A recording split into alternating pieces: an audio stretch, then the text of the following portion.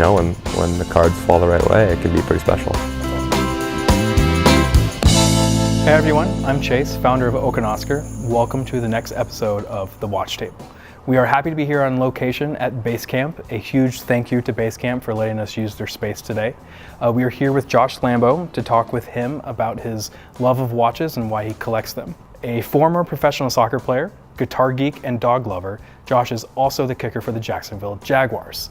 Let's learn more about the story behind the watch. Josh, welcome to the Watch Table. Thanks for having me. Glad to be here. Absolutely honored to have you here. I know this is one of the few times you get to sit in front of the camera and talk about things other than football. Right. And so we're excited to have you. Yeah, contrary to popular belief, I am a person that does more than just kick air-filled leather sacks really, really far. No. Yeah, believe it or not. Yeah, wow. The hecklers probably don't believe that. Well, that's because hecklers suck. So, why do you love watches? Well, originally, because it was another accessory, but as I become good kicker in my profession, accuracy is everything. You have to be precise, you have to be on it every time, and I appreciate that about watches. So let's actually dive into your watches here. Yeah. So tell me the story about your G-Shock. It's a G-Shock Mudman. It's solar powered, so I never have to worry about a battery. And then when I got it, I loved it. It feels good on my wrist. The timer's great on it when I'm running or working out, need intervals. I like it. It's a really good utility watch for me. Nice. One of your more recent pickups, which was to celebrate the AFC Championship game against the Patriots, was your Omega. Yeah. Once I got picked up by the Jags, it was sweet. I'm getting a paycheck again.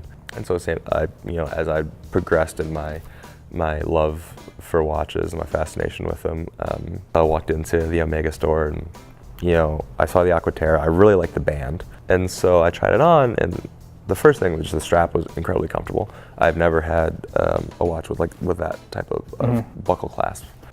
And then the closer I looked at the dial, it's so intricate.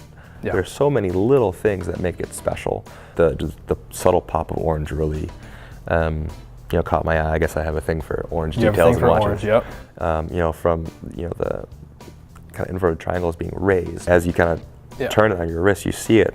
It takes on a different meaning, and just like the little, the 15, the 30, the 45 on the outside of the dial being orange, and it's maybe thinner, maybe a little bit less bulky, less heavy than I typically go. But once I felt it on my wrist, I loved it. Yeah. So learning that you went from the Chargers to Jacksonville Jaguars. How amazing did it feel to kick that winning field goal as a Jaguar against the Chargers? Did my celebration not give it away? Yeah. Well, you've got your what is it called? Do you have a name for it? The power slide. The power slide. Yeah. Not that everyone saw that kick of the celebration, but I hit a game-tying field goal with a couple seconds left. We went into overtime. We picked off Phil Rivers, and in their own territory. So it was like, okay, sweet chip shot. Like, I'm going to hit a game winner. This is gonna happen. And I went up to my punter, Brad Norman. I said, "Do you want to know what I'm gonna do for the celebration so you can join?" He's like, "No, just make the kick." Ironically enough, it got tipped, and it barely went in. When you hear a thud, that's never a good thing for a kicker. You just want to hear a one thud, and then people go, "Yay!" Yeah.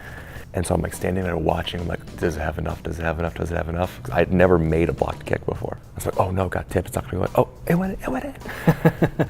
It was validation for myself. It was hey, I do belong here. You picked yourself up. I am good enough. My 2 years there wasn't a fluke. Me getting picked up here wasn't a fluke. I have this mentality of 1 for 1. Yeah. Be 1 for 1 on every kick. So the serial number that you always get, your serial number is 141. Yeah.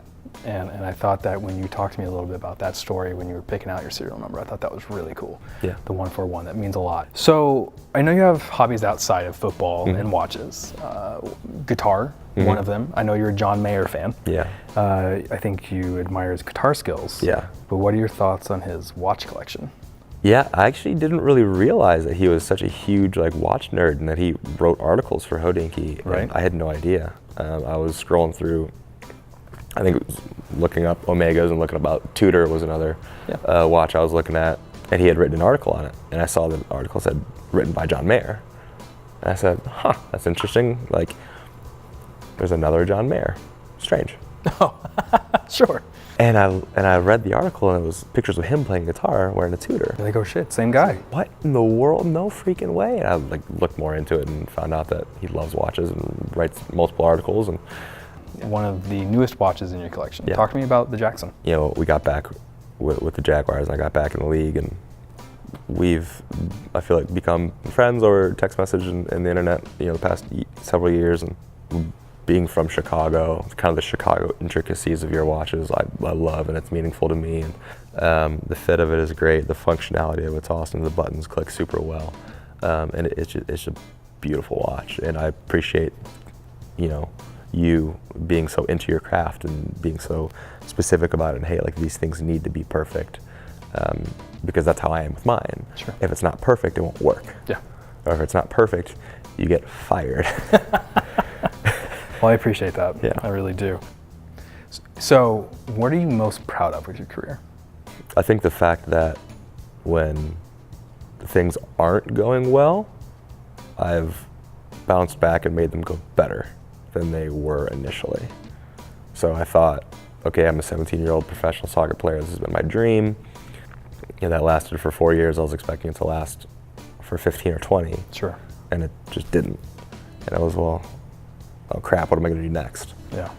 I never, you know, and I'm forever in debt to my friends and family that I was surrounded with, that kind of made me have the personality of never say die. And okay, well, one thing's over, okay, that sucks, but the world doesn't stop turning.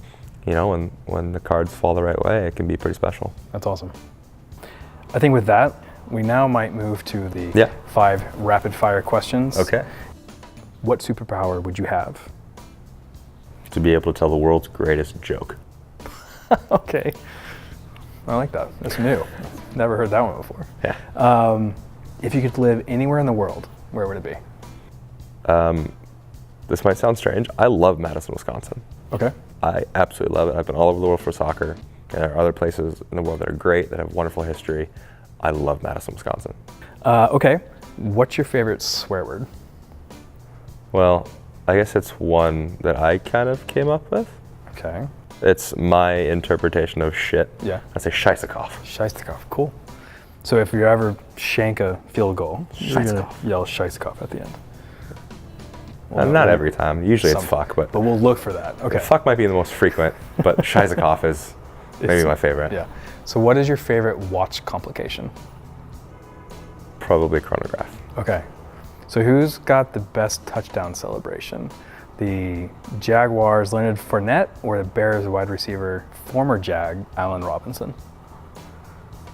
Well, I don't know whose is better. I just hope that Leonard has more of them. Very fair. Very fair. So in the last piece, the good old nylon strap jar, Oh my. we're asking everybody at the end of the episode to guess how many straps are in the jar. Whoever's closest will donate to their charity of choice. Okay. So same question to you. How many nylon straps are in this jar? 79. 79. Done. 79. You heard it. I think with that, cheers. Cheers. Thank you for coming to the watch table. Thanks for having me. It's Greatly great. appreciate it. Yeah, my pleasure.